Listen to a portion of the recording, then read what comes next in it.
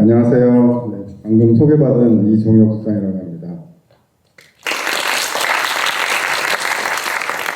오늘 이렇게 오랜만에 와서 이렇게 출석 부르는 거 보니까 옛날 생각도 나고 감회가 좀 새롭기도 하고요. 일단 지금 간단하게 이제 제 소개를 해주셨는데 제가 이제 추가적으로 좀 부연 설명을, 제 소개에 대한 부연 설명을 좀 드릴 건데요.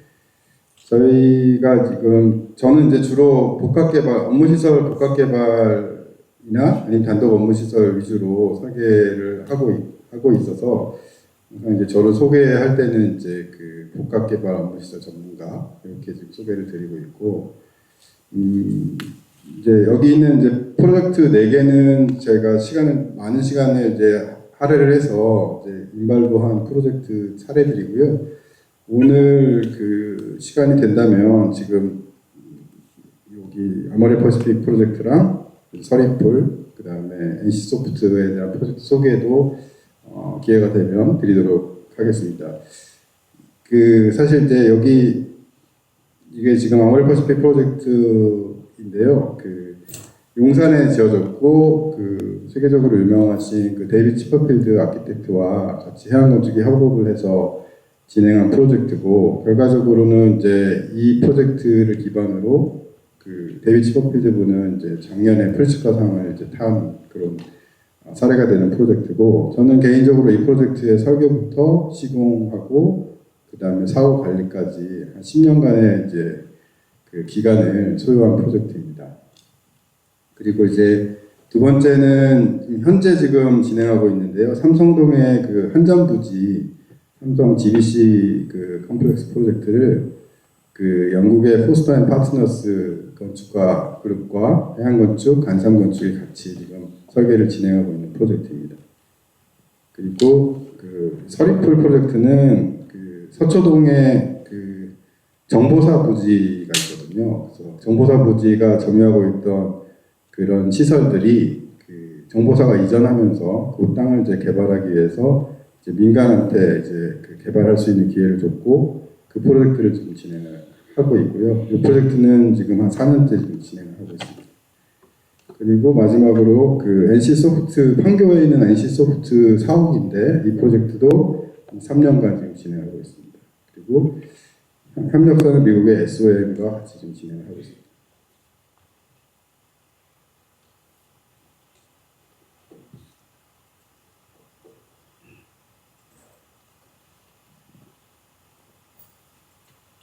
사실 오늘 주제는 업무시설 디자인 가이드라인이라고 제목은 붙여봤는데, 앞으로 이제 학생 여러분들이 건축 설계에 이제 실무에 들어가게 되면은 사실 업무시설을 많이 설계를 하게 되실 텐데, 설계를 하실 때 좀 고려해야 되는 사항들, 그런 위주로 좀 설명을 드릴 거고요. 설명 이후에는 사례 베이스로 이렇게 좀 설명드리도록 하겠습니다. 그래서 이제 목차 중에 첫 번째 이제 키워드 관련된 부분들은 요즘 많이 이야기하는 업무시설 설계를 하기 전에 과연 어떤 키워드들을 위주로 설계를 해야 될까, 이런 약간 조금 약간 트렌드나 이런 시대 흐름, 이런 부분들에 초점을 맞춰서 어떤 부분들을 위주로 이제 생각을 해야 되는지, 그런 키워드들에 대한 소개가 되겠고요. 두 번째는 이제 시설별 디자인 가이드라인이라고 해서, 이거는 약간 테크니컬한 부분들이 많이 있습니다. 그래서 좀 내용도 많고 조금 디테일한 부분들이기 때문에 학생 여러분들은 좀 지루해지실 수가 있으세요. 그래서 이거는 이러이러한 아이템들이 있다 정도만 소개해드리는 정도만 말씀드리고, 구체적으로 하나하나에 대해서는 설계사무소에 가서 배우시는 걸로 그렇게 좀 하도록 하겠습니다. 그리고 시간을 봐서 제가 준비한 프로젝트는 아까 말씀드렸던 3개인데, 오늘 1시간 반 정도 시간을 봐가면서 중간에 시간이 좀 부족하면 하나가 잘릴 수도 있고 그렇습니다. 그래서 일단 이 순서대로 설명을 좀 드리도록 할게요. 이게 사실 미생이라고 여러분들 모르시죠? 2014년도에 굉장히 유명했던 드라마인데, 여기 보면 업무시설이 배경이 많이 나와요. 그래서 사실은 이 사례를 집어넣었고, 지금 이제 10년이 거의 지났는데도 불구하고 사실 현재 뭐 우리나라에 있는 대부분의 모든 업무 시설들은 많이 이 모양을 가지고 있습니다. 그래서 팀 단위로 이렇게 서열이 되어 있는 레이아웃이나 아니면 파티션으로 딱딱 구분되어 있는 그런 모양들, 그리고 이제 창고 부분들이 부족하기 때문에 뭐 여기저기 서류들이 쌓여 있는 모습들이 많이 보이고요. 사실 요즘 설계하면은 이제 이런 모습들은 지양하자는 게 이제 대부분의 방향성이고, 그 단지 이제 업무 시설뿐만이 아니라 이제 건축 설계라는 거를 할 때 이제 고려해야 되는 요인이 굉장히 많은데, 이 중에 이제 제가 세 가지는 꼭 고려를 해야 된다라고 말씀드리는데요. 이제 첫 번째는 이제 사람에 대한 이야기거든요. 그 뭐 주택이 됐던 업무 시설이 됐던 그것들은 이제 그 주인공이 어쨌든 사람을 위한 공간이 되겠고, 그 사람에 대한 이해도가 굉장히 그 프로젝트에 중요한 영향을 미칩니다. 그 특히나 요즘 같은 경우는 이제 사무실에 이제 근무하는 사람들의 구성원들에 대한 이해도, 어떤 나이대에 어떤 사람들이 그 사무실에 일하는 주 세력인지에 대한 파악이 굉장히 필요하고, 특히 그 사람들은 일하는 방식들이 이제 과거에 조금 전에 보여드렸던 미생의 그 배경처럼 그렇게 서열에 맞게끔 일을 하지가 않거든요. 그래서 그 일하는 방식에 대한 파악들, 그리고 이제 업무 시설의 경우에는 이게 사옥이라고 하면은 그 어떤 기업의 그 업무 공간을 말씀드리는 건데, 이거는 이제 그 자기 직원들에 대한 어떤 특성들을 이미 파악하고 있기 때문에 이걸 이제 사옥이라고 부르고, 이미 요구사항들이 구체화되어 있는 부분들을 사옥이라고 말씀드리고요. 그렇지 않고 임대사무실인 경우는 이제 그 사무실을 먼저 지어서 그 불특정 그런 그 테넌트한테 이거를 입주를 시키는 그런 사무실도 많습니다. 그래서 사옥인지 아니면 임대사무실인지에 따라서 설계하는 출발점이 약간은 다릅니다. 그래서 사람에 대한 이해가 있고, 두 번째는 이제 인바이런먼트라고 말씀을 드렸는데, 이게 어떻게 보면 건축물이 그 허공에 떠 있는 게 아니잖아요. 그래서 구체적인 대지의 사이트가 있고, 그 사이트마다 그 컨텍스트라든지 그 대지의 어떤 요구사항들, 법적인 사항들, 뭐 가이드라인들, 뭐 지켜야 하는 것들, 이런 것들에 대한 구체적인 것들이 있기 때문에 이 대지와 관련된, 대지 환경과 관련된 그 인바이런먼트에 대한 분석이 필요합니다. 그리고 이제 또 하나 뽑자면은 이제 테크놀로지라고 표현을 했는데요. 이 건축물이 그 어떻게 보면 기능을 가지고 있기 때문에 그 기능을 만족하기 위해서 현재 어떤 시스템이 있고 앞으로 미래에는 어떤 시스템이 예측이 되는지에 대한 그런 파악들, 이런 것들이 굉장히 필요하고, 그래서 건축 설계를 할 때는 이 세 가지 사항들을 필수적으로 고려를 해서 설계를 진행을 합니다. 특히 이제 사람에 대해서 조금 데이터를 좀 분석을 해보면, 먼저 이제 그 저희 제일 왼쪽에 있는 이제 숫자 0부터 뭐 20, 40, 60, 80이라고 표현된 게 이제 나이대고요. 그 다음에 이제 이 그래프들은 이 밑에 있는 것들이 이제 그 연도별입니다. 그래서 사실 여기 베이비 부머가 있고 구성원은, 그 다음에 이제 X세대, 그 다음에 이제 사일런트 세대가 있고요. 저희는 이제 뭐 박쥐 세대라고 합니다. 그리고 밀레니얼 있고, 그 다음에 뭐 Z세대, 뭐 알파 세대, 뭐 이렇게까지 있는데, 시대가 점점 이제 지나가면서 갈수록 인구가 줄고 있는 건 아시잖아요. 그래서 베이비 부모들은 다 퇴직을 많이 하시고, 그리고 이제 저는 이제 X세대인데, X세대들이 팀장 역할들을 많이 하면서 점점점 이제 있긴 하지만 그 구성 비율들이 점점 떨어집니다. 그리고 밀레니얼 세대들은 이제 급격하게 인구수가 늘어나면서, 사실은 요즘에 대부분의 어떤 기업들은 주 세력들이 다 밀레니얼 세대들이에요. 그래서 이 밀레니얼 세대들이 또는 이제 Z세대나 알파 세대들이 이분들이 어떤 생각을 가지고 있는지, 어떻게 사고하는지, 어떻게 협업을 하는지를 파악하는 것이 굉장히 건축 설계에 중요한 역할을 미칩니다. 그리고 이제 업무 형태나 변화라고 써 있는데, 이 부분도 사실 예전에는 이제 할당되는 개인 업무들이 딱 정해져 있었기 때문에 개인 업무 위주로 이제 업무를 진행했다는 반면에 점점 시간이 흐를수록 협업하는 업무들, 요즘에 이제 사회적 분위기가 이제 복합이잖아요. 뭐 융복합한다 해서 뭐 서로 다른 분야들이 복합을 하고 서로 다른 부서들이 복합을 하는 그런 업무 형태들 때문에 개인 업무보다는 그 협업하는 업무들의 중요도가 높아가고 있습니다. 그렇게 돼서 이제 초이스 앤 밸런스라고 해서 업무 공간의 성격들도 일반적으로 자기 내 자리에서 업무 집중을 하는 공간도 분명히 필요하지만 같이 협업을 할 수 있고 그 협업하는 데 가장 그 유리한 그런 업무 형태에 따른 어떤 공간 배치들이 있어서 사람들이 이제 선택하는 걸 서로 선호하더라고요. 내가 집중할 때는 집중 공간에 가서 하고 좀 같이 회의하거나 아니면 조금 더 창의적인 생각을 할 때는 약간 좀 시끄럽더라도 좀 협업하는 공간에서 가고 하고 이렇게 선택할 수 있는 공간을 제공하는 게 하나의 키 원인들이기도 합니다. 그리고 이제 뭐 이런 논의의 핵심 중에 사실 코로나가 지금 이제 지나가긴 했지만 코로나가 한참 들어갔을 때 재택근무라는 개념들이 들어왔죠. 그래서 이전에는 불가능했던 것들이 이제 재택근무를 통해서 원격 근무도 가능하구나라는 걸 알게 됐고 이제 한국 같은 경우는 대부분 이제 다들 이제 다시 돌아와서 사무실로 돌아왔고 이제 미국 같은 경우는 아직도 여전히 이제 돌아오는 걸 꺼려하고 뭐 이런 부분들이 있는데 여기서 알게 된 것들은 이제 원격 근무도 우리 업무하는 그런 형태 중에 하나고 이런 부분들을 고려해서 어떤 활동 기반 업무 환경 구성이라고 하죠. 그래서 그런 내가 일하는 어떤 방식에 따라서 다르게 맞춤형으로 공간 구성하는 게 필요하다라는 공감대가 형성되어 있습니다.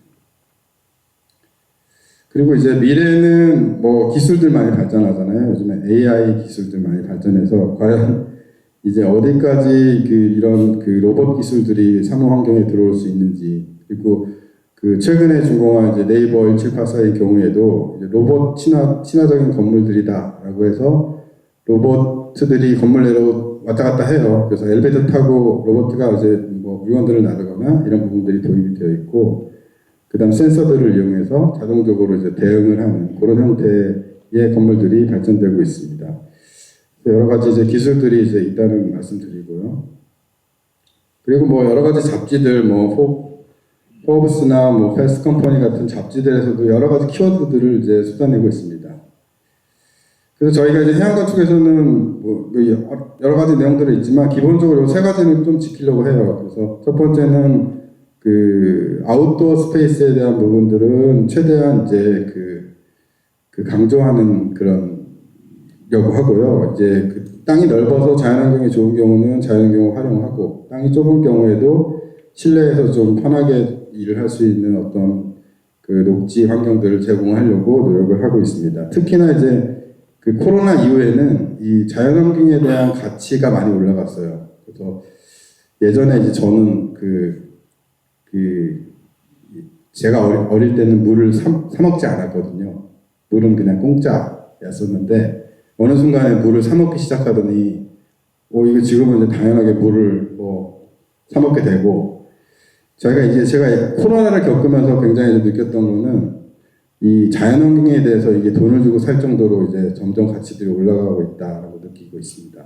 특히나 이런 부분들은 앞으로 시간이 가면 갈수록 점점 중요해지는 그런 키워드라고 볼 수 있고 두 번째는 이제 플렉시빌리티라고 하는데 이건 아까 제가 앞서 설명드렸듯이 일하는 형태가 굉장히 다양하기 때문에 건축설계 관점에서는 굉장한 플렉시빌리티가 중요합니다. 그래서 여러 가지 형태들이 현재도 가능하지만 미래에도 대응을 할 수 있도록 이런 플렉시빌리티 참 중요하고 그 다음에 이제 리치 어메니티라고 해서 이건 복지 시설들이 많이 있는데요.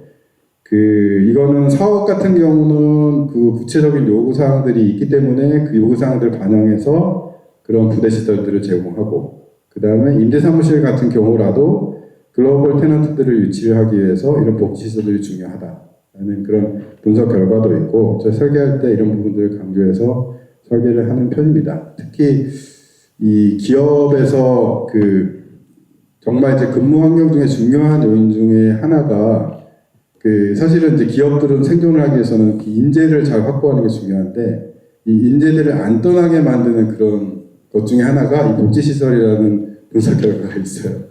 그래서 월급은 똑같은데 나는 여기 너무 식당이 좋아, 음식이 너무 좋아 이렇게 해서 이제 남아있는 사람들도 많이 있다고 합니다. 그래서 이제 지금은 이제 키워드 설명드렸고, 시설별로 이제 디자인 하실 때 약간 좀 테크니컬한 부분들이라 빠르게 좀 진행할게요. 크게 이제 시설들을 이제 구분을 하자면 이제 네 가지 정도로 구분할 수 있고, 업무 시설, 그리고 업무 시설이 이제 업무하는 공간이죠.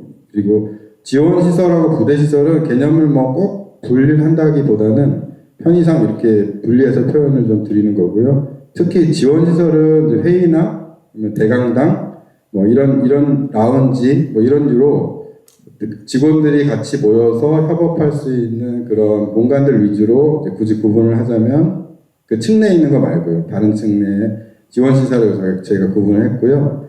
부대 시설은 그야말로 직원 복지랑 직결되는 직원 식당이라든지 피트니스 센터들, 그리고 뭐 휴게실 뭐 등등을 이제 의미합니다. 그리고 기타 시설은 뭐 공용 부분, 일반인들한테 오픈되어 있는 로비라든지 뭐 주차장, 기타 기계 전기실들 이렇게 분류를 합니다.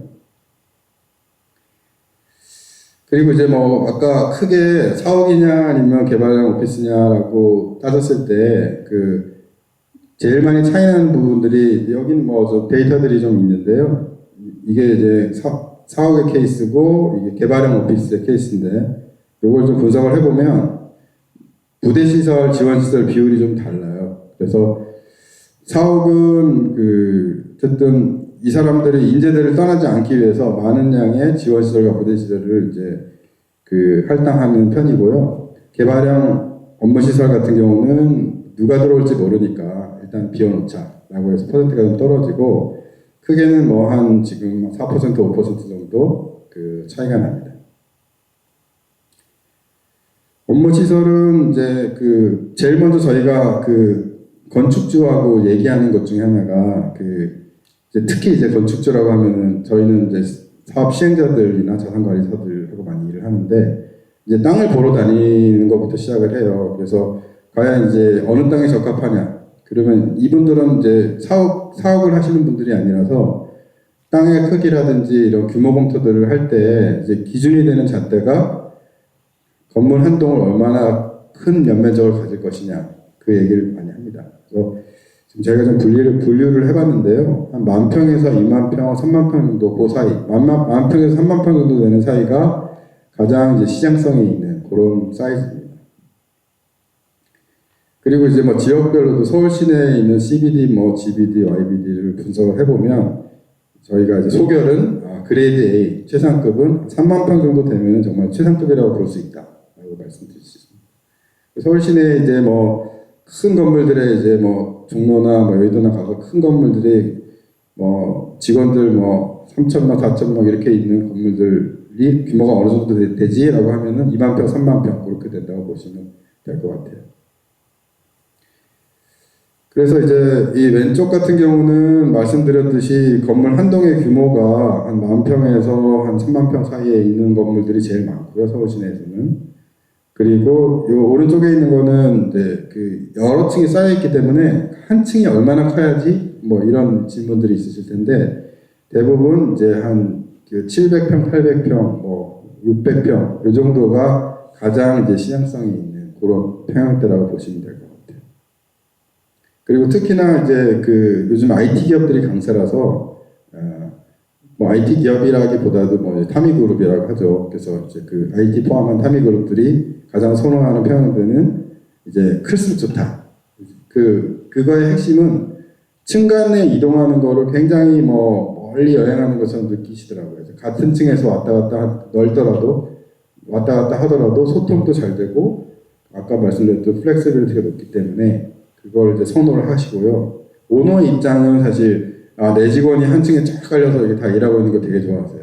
그래서 오너 입장은 또 큰 게 좋다. 그렇게 해서 좀 점점 커지는 거고 저희가 지금 설계하고 있는 것 중에 좀 제일 큰 것들은 사실 2,000평 그렇게 좀 설계하고 있습니다.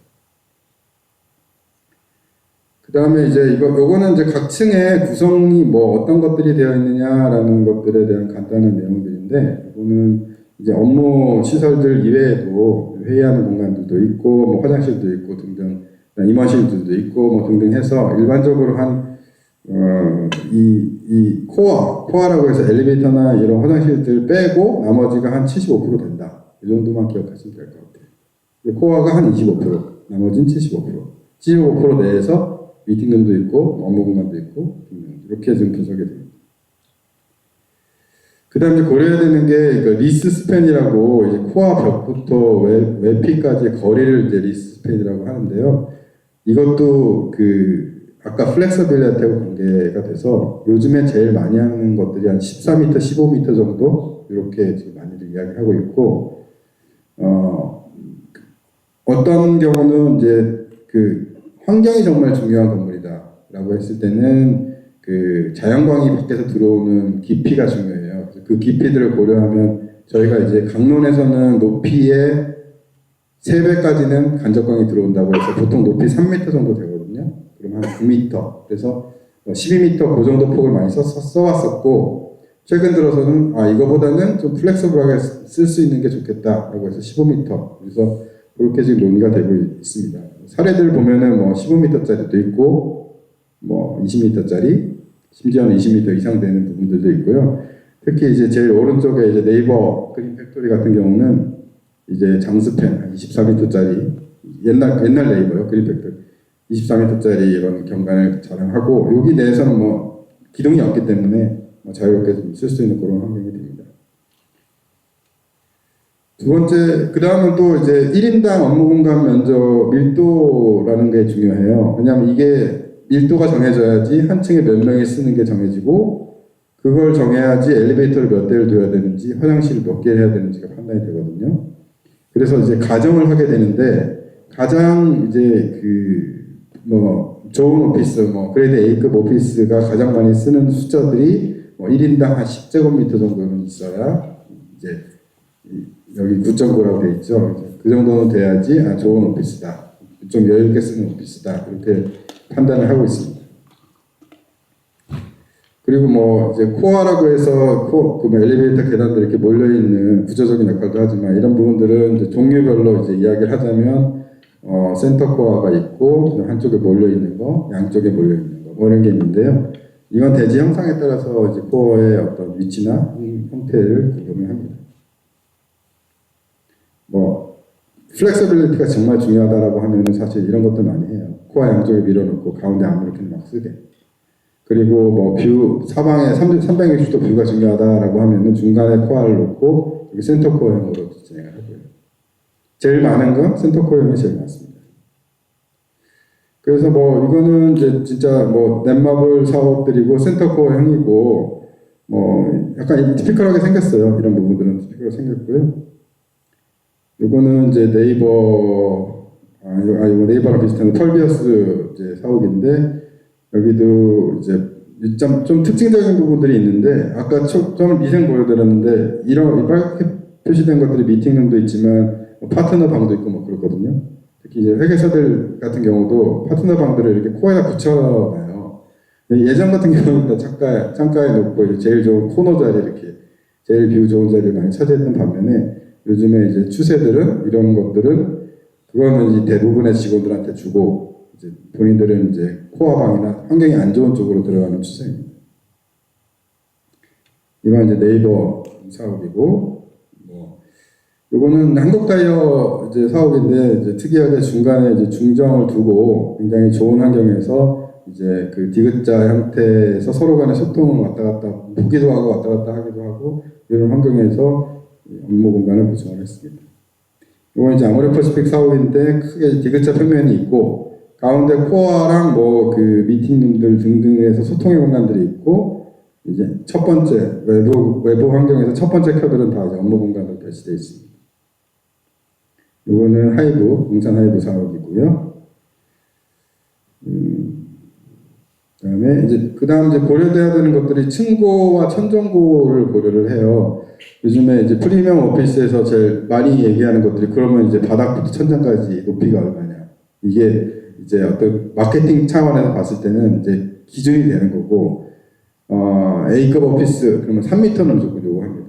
바닥에서 천장. 그래서 사례들 보면은 3m 되는 것도 있고 넘는 것도 있고 안 되는 것들도 있고 사실 옛날 오피스 갔다 그러면 한 2.7m, 2.6m 그렇게 보시고 요즘에 3m 이제 높습니다. 그래서 사례들 3m 되는 사례들 이렇게 표시가 된 거고요. 특히 이제 3m를 만들려면 이게 이제 이게 3m거든요. 바닥부터. 이 슬라브부터 슬라브까지는 얼마가 돼야 되느냐? 이것도 사실은 논의건인데 구조를 가늘게 하고 설비를 뭐 꽉 끼워넣고 3m 확보해서 현재까지 완공된 것 중에 그래도 뭐 신뢰할 수 있는 숫자다라고 하면 정말로 작아도 4.2m 정도 이 정도는 돼야지 3m가 된다. 이 정도로 이렇게 상식을 알고 계시면 되고요. 뭐 특이한 경우에 4.1m도 있고 아무래도 4.3m. 보통 일반적 설계할 때 4.5m로 이렇게 설계합니다. 아모레 사례는 3m에 층고는 4.3m 이렇게 되어 있습니다. 현대백화점은 전체 높이가 이제 그 제한이 되어 있기 때문에 사실은 이 층고 자체가 많이 넣어야 돼서 층고 자체가 이제 높지가 않았어요. 그래서 3.5m에다가 근데 천장을 안 달았습니다. 높은 공간이 필요해서 노출 콘크리트 천장에 대신에 이제 파이프들은 왔다 갔다 하게 다 보이게끔 해가지고 그 천장까지는 뭐 2.95m 이렇게 돼 있습니다. 그리고 이제 그 천장고 확보를 하기 위해서 그 구조 말고요, 그 MEP나 설비나 이런 부분들을 잘 이제 코디해서 집어넣어야 되는데 여기 도면들이 이제 그 사례고 이렇게 천장에 이렇게 복잡한 설비들이 있고 바닥에도 이렇게 복잡한 여러 가지가 있습니다. 그래서 실내에서 보면 이렇게 깔끔하게 여기 3m고요. 요거 아래와 요 위가 굉장히 많은 설비 장비 구조 요소들이 있다. 이렇게 알고 계시면 될 것 같아요. 그리고 이제 그 업무 공간이다 보니까 이제 냉난방을 해야 되잖아요. 그래서 냉난방 같은 경우에는 이제 크게 위에서 냉난방 하냐, 바닥에서 냉난방 하냐, 그렇게 좀 보시면 되고, 이것도 형식에 따라서 이건 천장에서 하는 거, 이건 바닥에서 하는 거, 이거는 이제 천장에서 하는데 특별한 친환경 시스템을 써서 하는 것들, 이렇게 이제 매번 프로젝트마다 어떤 방식으로 할지 이것들 비교 검토해서 하나를 고르게 되겠고요. 가장 일반적으로 많은 것들이 천장에서 하는 거고요. 요즘에 이제 바닥으로 하는 것들도 많이 있습니다. 바닥으로 하면은 바닥에서 바람이 올라오니까 이게 막 불편하다, 다리 차가운, 그래서 과거에는 이제 검증이 안 된 사례들이 좀 있었는데 요즘에 그 속도를 굉장히 천천히 하거든요. 그래서 느끼지 못할 정도로 이제 기류가 올라오기 때문에 이런 부분들도 선호가 되고, 단지 이제 막 환기가 엄청 많이 필요해 빠르게 이제 창문을 열어야지만 되는 그런 환경의 경우에는 바닥 공조는 적합하지 않습니다. 이게 대피인데 시간이 오래 걸려요. 그 다음에 구조 같은 경우도 아까 층고라든지 천장고 확보를 하기 위해서 어떻게 하면 가늘게 할 수 있을까라고, 어떻게 하면 안전하게 할 수 있을까, 그리고 요즘에 안전 문제도 있기 때문에 어떻게 지진에 잘 견딜 수 있을까, 이런 부분들을 검토해서 구조 방식도 여러 가지 프로젝트마다 각각의 특화된 시스템을 비교 검토해서 정하게 됩니다. 그 다음에 지원 시설들은 아까 이제 회의실 공간들이 있는데, 이번 강론적으로 얘기하면 뭐 회의실마다 한 사람당 몇 제곱미터다 이런 것들이 있고요. 그리고 뭐 프로젝트마다 얼만큼 많은 뭐 회의실이 필요하냐, 뭐 대강당이 필요하냐 마냐, 대강당은 뭐 계단식으로 할 것이냐, 평평하게 할 것이냐, 이런 것들도 이제 프로젝트마다 논의를 해서 하나씩 결정을 해 나갑니다. 뭐 회의실 사례들은 그렇고요. 그리고 이거는 이제 아모레퍼시픽 사례인데 이제 한 층을 다 비워서 그 층은 다 회의실로 써요. 그래서 보시면은 뭐 대강당 같은 경우 여기는 한 200석 보이는데 대강당 한 500석 정도 되고, 그 다음에 뭐 100인실, 뭐 50인실, 뭐 나머지 뭐 8인실까지, 6인실까지 이렇게 다방면으로 이렇게 되어 있고요. 이런 회의실들을 이용해서 그 직원들이 쓰는 것도 있지만 이제 외부에서 협력사들이 와서 같이 보안존을 뚫지 않고 회의를 할 수 있는 그런 공간들입니다. 그리고 이제 단지인 경우에는 이 경우는 이제 서리풀 프로젝트인데 단지의 업무동이 이렇게 4개가 들어가요. 1동, 2동, 3동, 4동. 그래서 이 각각의 이 사람들이 공유해서 쓸 수 있을 만한 비즈니스 센터를 이제 계획 중이고, 이 비즈니스 센터에는 뭐 이렇게 컨퍼런스 룸이라든지 뭐 크고 작은 컨퍼런스 룸들, 대강당들 이런 것들을 좀 계획하고 있습니다. 대강당 같은 경우도 뭐 객석이 있는 것들, 그 다음에 비례적으로 가로로 이렇게 넓고 뭐 아니면 또 세로로 넓고 이런 것들이 많이 있고, 이게 가장 전통적인 그런 형태, 그러니까 이렇게 좀 깊은 이런 형태 대강당이 가장 전통적인 형태고요. 요즘에 워낙 소통 이런 부분들 강조하기 때문에 야마르 퍼시픽처럼 이렇게 아니 여기도 지금 가로로 길잖아요. 그래서 여기는 뭐 거의 정사각형 돼 보이는데 이렇게 객석하고 무대하고 좀 거리가 가까운 부분들도 때로는 소통이 강조되는 부분들은 이렇게 도입을 많이 합니다. 특히 여기는 이제 여기 앞에서 강연하실 때 뒤에서는 못 조는 걸로 이렇게 돼 있고 아무래도 회장님이 굉장히 무서우세요. 그래서 딱 강연하는데 뒤에서 딱 조는데 딱 보이면 그 다음은 퇴사하는 걸로 그렇게 좀 됩니다. 그래서 이제 대공간도 이제 어떨 때는 요즘에 이제 또 자리를 또 다 이렇게 그 고정식으로 해놓으면 이것도 또 목적이 안 맞다고 해서 다 다목적으로 쓸 수 있도록 이렇게 접히는 것들이 있거든요. 접히는 의자들도 도입을 합니다. 부대 시설은 뭐 직원 식당들이 어떻게 보면 어떤 그 회사의 그 품격을 대변한다 뭐 이렇게 해서 회사별로 막 식당들을 이제 경쟁적으로 도입을 하고 있고 그러면 과연 이제 그 직원 수당 몇 제곱미터 정도 필요하냐 이렇게 이제 분석을 해놓은 자료고요. 뭐 한 사람당 한 평 정도 필요하다 주방까지 합쳐서 그리고 식당이 있다고 그러면 주방은 한 30%에서 40% 정도는 주방 면적으로 사용을 해야 됩니다. 뭐 주방을 계획을 할 때는 이제 뭐 먹는 사람도 있고 음식도 왔다 갔다 하고 그다음 음식물 쓰레기도 왔다 갔다 하고 하니까 면밀하게 이제 동선 계획들이 서로 겹치지 않도록 잘 돼야 됩니다. 그리고 이제 피트니스 센터 같은 경우도 이제 어느 정도 규모로 할 거냐 이런 것들도 사옥의 경우에는 굉장히 심각하게 이제 논의를 하고요. 이제 특히 경쟁이 되는 그런 기업들, 특히 뭐 서로 경쟁이 되는 기업들은 뭐 저기는 몇 명이냐, 뭐 우리는 몇 명이냐 조금 더 하기도 하고 특히 어린이집은 좀 되게 민감합니다. 그래서 삼성은 몇 명이야, 뭐 우리는 몇 명이야 이렇게 해서 이것들을 이제 도입을 하는데 사실은 운영을 해보니까 어린이집이 아무래도 이제 89명 어린이집인데요. 운영을 해보니까 이게 정말 돈이 많이 들어가더라고요. 그 어린이집 교사님들도 월급도 줘야 되고 여러 가지 기준들이 있거든요. 기준들이 있고 그래서 돈이 엄청 많이 들어가는데 회사 입장에서는 직원 입장에서는 너무 좋아요. 그 자녀를 데리고 와서 안전하고 이렇게 좋은 공간에서 이렇게 맡겨놓고 자기는 그 업무에 집중할 수 있기 때문에 그런 환경을 만드는 거를 되게 어떻게 보면은 돈은 많이 들어가는데 플러스가 될 수도 있다는 생각이 들더라고요. 그래서 이것 때문에 회사 퇴직을 고려하다가도 다시 마음을 바꾸는 사례도 있고요. 이게 이제 굉장히 이제 경쟁이 치열해가지고 이렇게 뽑기하는 거 있잖아요. 뽑기하고 저도 사실 이 건물을 이제 그 공사하고 완성을 할 때 팀장으로 있었는데 저희 자녀도 여기 떨어졌어요. 넣다가 그래서 비리는 없다 말씀드리고 휴게 공간들 뭐 요즘에 휴게 공간에서 일도 많이 하시니까 휴게 공간들이 있고 그렇습니다. 기타는 뭐 로비 시설들 뭐 이것도 예전 같은 경우는 뭐 한층 들어가면 뭐 3계층 오픈되고 뭐 뻥 뚫린 이런 로비도 있고 어떤 데는 또 되게 낮은 데도 있고 그렇습니다. 그래서 이거는 기업의 성격에 따라서 좀 차별화해서 제공하는 편이고요. 이건 정경량 로비 사례, 뭐 IFC 이렇게 있고 주차장 같은 경우도 이제 주차 대수를 몇 대를 할 거냐 이런 법적 기준들이 있어요. 법적 기준들이 있고 그다음 그 지역에 따라서 이제 교통 할증 개수들이 있습니다. 그래서 교통량이 굉장히 많은 경우는 법정 대수 곱하기 뭐 일정량의 가중치를 곱해서 주차 대수를 계산하고 또 서울시의 어떤 교통이 막 너무 밀집돼가지고 문제가 되는 지역들은 이제 주차장 제한 지역이라고 해서 법정 대수보다 작게 넣도록 그렇게 되어 있고요. 뭐 어떤 또 성수동 같은 경우는 또 법정 대수에 뭐 150%를 넣어라. 뭐 거기는 길이 너무 좁고 그 차량들을 수용을 하지 않으면 다 차량들이 길에다가 주차를 하기 때문에 어떻게 보면 도시 전체를 어떤 균형적인 발전하기에 장애가 된다. 그래서 건물 내에서 수용해라 라고 해서 뭐 그렇게 하는 경우도 있고 이거는 지역에 따라서 좀 다릅니다. 그리고 판매 시설은 뭐 백화점이나 이런 부분들은 굉장히 많이 보이거든요. 이마트. 그래서 법정 주차 대수에 뭐 300%까지 이렇게 요구하는 경우도 있습니다.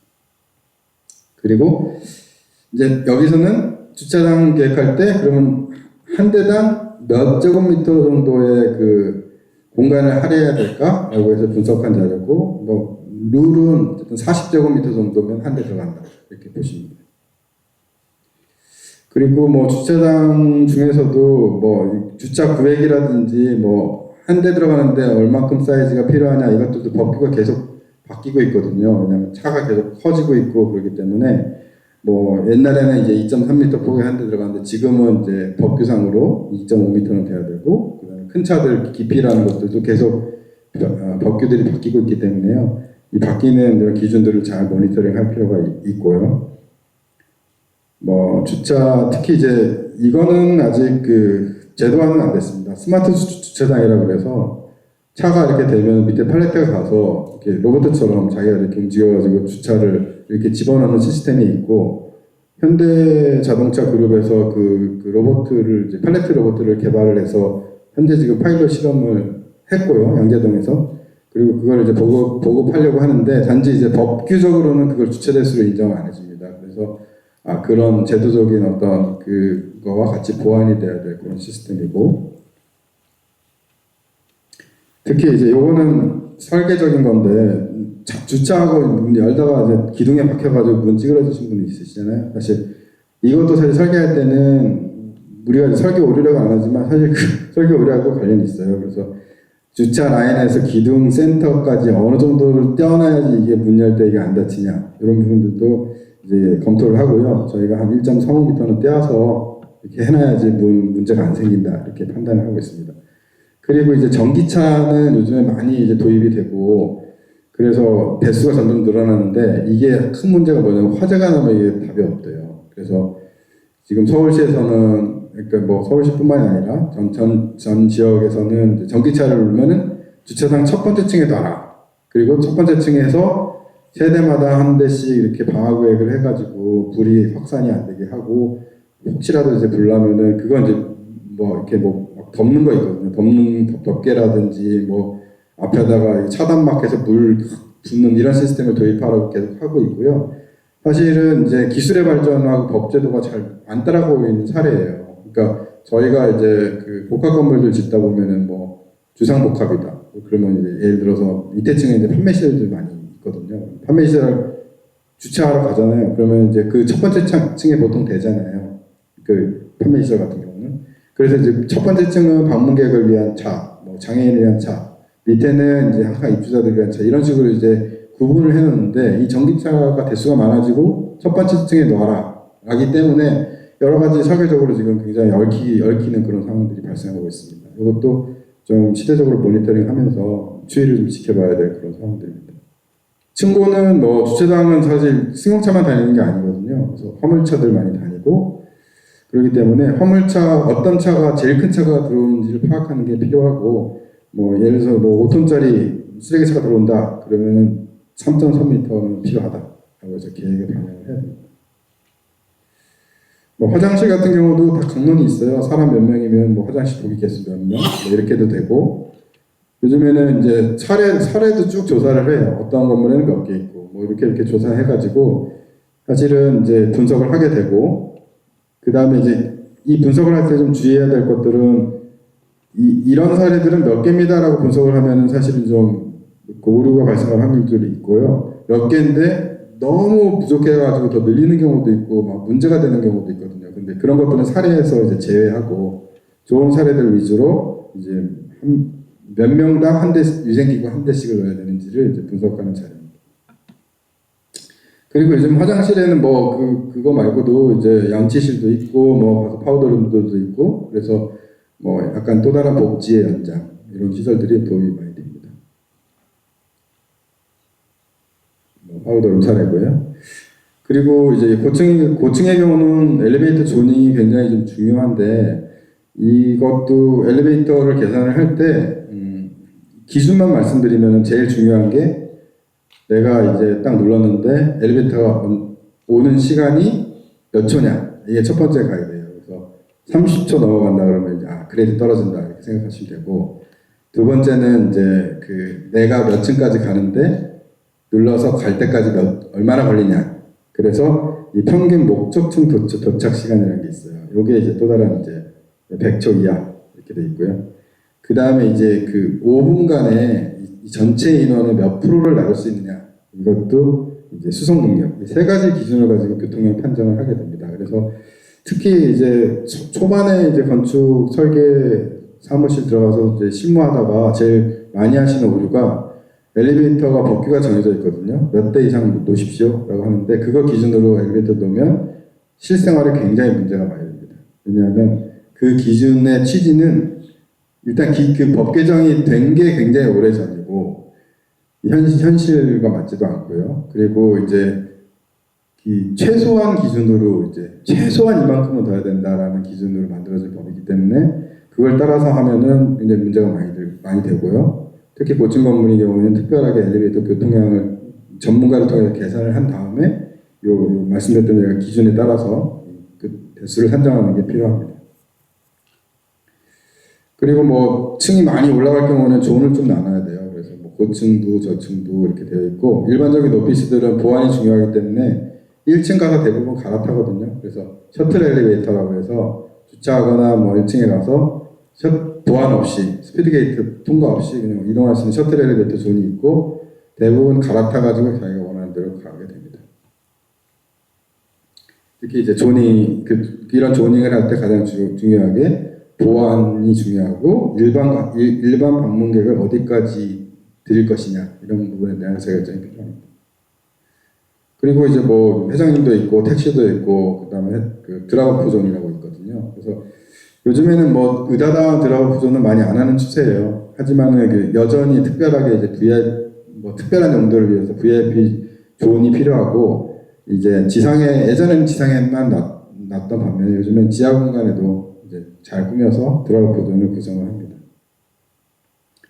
그리고 뭐 대규모 요건 이제 하역 관련된 부분들인데요. 이제 뭐 아까 주차장에 주차하는 동선과 뭐 쓰레기라든지 물품라든지 하역 동선을 명확하게 구분을 해주는 게 제일 좋다라고. 특히 이제 주차장으로 내려갈 때 그런 거 많이 보셨잖아요. 막 이마트 내려갈 때 첫 번째 세팅 가는데 막 화물차도 있고 막 이렇게 물품 나와 있고 그건 설계가 좀 잘 고려가 좀 덜 된 그런 분들이라고 보시면 되고 딱 내려갔는데 하역 어디 하는지 잘 모르고 깨끗하게 잘 정리되어 있으면 이건 잘된 주차장 설계구나 그렇게 일반적으로 그렇게 생각하시면 돼요. 때로 따라서는 뭐 대지가 너무 여건상 불리해서 출입구를 하나밖에 못 내는 경우도 있고 그런 경우들은 이제 고려하셔야 되겠지만 일반적으로는 그렇습니다. 그리고 이제 BOH 존이라고 해서 이거는 아직까지도 이렇게 제대로 잘 안 되고 있는 건데요. 건물이 크면 클수록 이 건물을 유지관리하기 위한 그런 엄청난 인력들이 많이 필요합니다. 그리고 일례로 이제 아모레퍼시픽은 이 건물 5만 평 규모인데 이 건물 운영하는데 150명이 필요해요. 그럼 150명이 어디서 뭘 하는지에 대해서 계획이 만약에 안 돼 있으면 이런 부분들은 나중에 다 이렇게 변경을 하거든요. 그래서 어떤 주차장 가는데 뭐 굉장히 막 에어컨 시래기 바람 나오고 막 주차장에 굉장히 덥고 막 이런 데가 있다고 하면은 이런 공간들이 사전에 설계 때 고려가 안 됐기 때문입니다. 왜냐하면 이 BOH 공간들은 다 냉난방을 쓰거든요. 그러니까 에어컨 쓰고 하다 보니까 이 실외기를 외부에 빼낼 수 있도록 잘 설계 때 고려가 되어 있으면 그런 환경이 안 생기는데 미리 고려가 안 되면 그렇게 되고요. 설계 때는 이제 이런 고려들이 좀 필요합니다. 그래서 전체적으로 전체 면적에서 한 1% 정도는 이걸 위한 면적들로 할애를 해놔야 됩니다. 그리고 냉난방 시설들을 가동할 수 있도록 설비를 연결을 해야 됩니다. 그리고 뭐 그러니까 이런 것들이 있어요. 지하주차장 가면은 뭐 청소용 이런 장비들, 이런 공간들을 마련을 안 해놓으면 그냥 주차 구획을 점유할 수도 없고 그냥 뭐 길바닥에다 이렇게 놓는 경우도 많고. 요거는 이제 음식물 쓰레기 같은 경우는 이거를 그러니까 다 얼려서 버리는 그런 방법도 있지만 바로바로 갈아가지고 그것들을 탱크에다 저장해 놨다가 탱크를 바로 이동하는 그런 방식들도 있거든요. 그래서 이런 부분들도 사전에 고려가 필요합니다. 그리고 뭐 친환경 계획은 저희가 이제 뭐 이 건축물의 외피 같은 경우는 이제 기후 환경하고 대응을 하는 그런 첫 번째 방어막이잖아요. 그래서 이제 차양 계획들을 많이 하게 되고 여러 가지 컴퓨터 시뮬레이션을 통해서 이게 성능들을 이제 검증을 하고 도입을 하게 되고요. 이제 비용하고 관련된 거니까 어떤 재료로 할 건지 뭐 이런 부분들을 이제 금속으로 할지 유리로 할지 이런 것들을 검토를 해서 최종 결정을 하게 됩니다. 그리고 이제 이런 프로젝트들은 이제 동서남북 태양이 이제 움직이는 거에 따라서 이 차양이 있다고 하면 차양의 깊이라든지 이런 부분들 차이가 있으니까 약간 색깔별로 차의 깊이를 얼마큼 할지 이런 것들 분석을 해서 그룹핑을 한 다음에 이제 도입을 하게 됩니다. 그래서 특히 이제 이 프로젝트는 이제 그런 시뮬레이션을 통해서 크게 60cm 나온 거, 그럼 45cm 나온 거, 30cm 나온 거 이런 구별을 해서 이렇게 설치를 하게 되고요. 그리고 이제 그거 설치를 했을 때 이제 때로는 이제 앞에 이제 수직 로버가 있는 경우는 안에서 봤을 때 좀 너무 답답하다. 그래서 약간 뷰를 가린다 이런 부분도 있기 때문에 이걸 약간 투시형으로 만들어가지고 뷰도 확보해주고 기능도 할 수 있고 그렇게 고려를 합니다. 아모레 퍼시픽은 이제 동서남북으로 이제 좀 다르게 돼 있는데요. 로버들이 수직 로버들이 달려 있는데 이제 450부터 200까지 차등을 둬서 네 가지 그룹으로 조합을 하고 동서남북에 따라서 태양의 어떤 그런 그 밀도에 따라서 이제 길이를 다른 조합들을 붙여서 바깥의 것들은 좀 큰 조합으로 붙어 있고요. 안에 있는 조합은 작은 걸로 이렇게 돼 있습니다. 그리고 그 로버들의 간격들도 그 기능에 맞춰서 이제 구성이 되어 있습니다.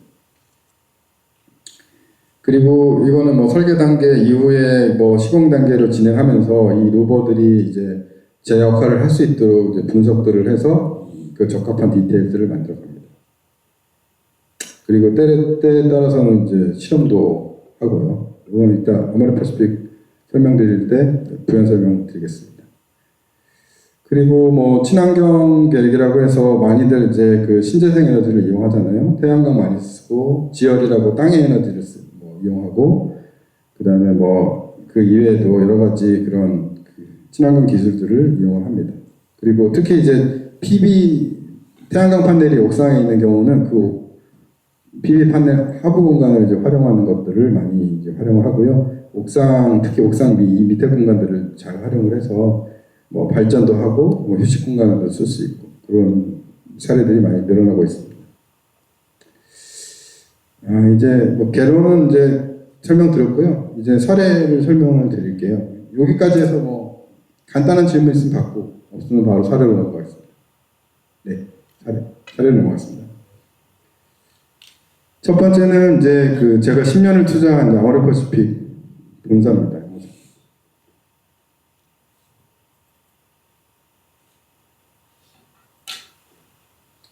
이게 사실은 이 아모레 퍼시픽이라고 사실 가보신 분 있으세요?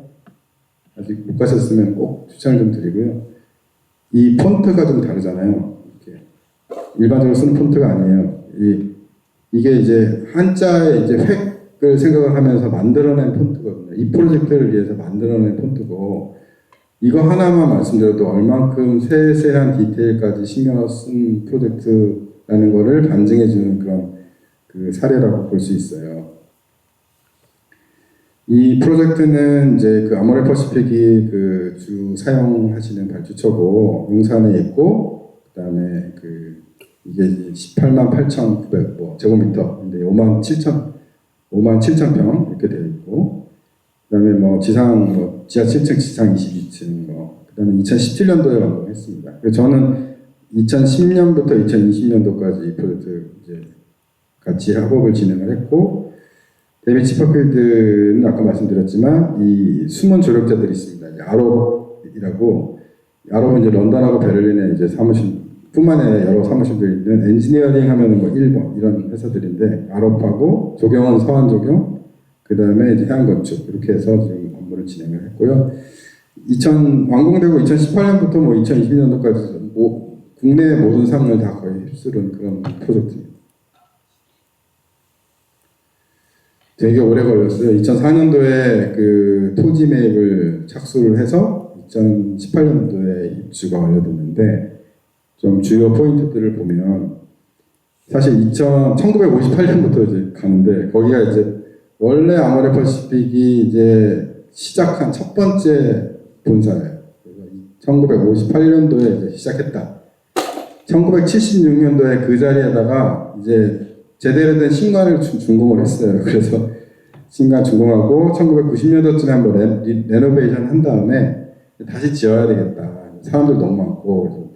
근데 이 자리를 포기할 수 없다. 그래서 그 자리 주변 땅을 다 이렇게 해서 지으려고 했고요. 그래서 2010년도 6월 달에 국내사를 먼저 뽑았어요. 저희 해양건축이 먼저 선정이 됐고 그때 거의 동시에 조금 전이죠. 국제 공모를 이제 실시를 했습니다. 그래서 저희가 처음에 국내에서 선정이 되고 나서 이제 제출안들을 비교 검토하면서 어떤 안들이 제일 좋을 것이냐 이런 검토 의견도 좀 하고 그랬거든요.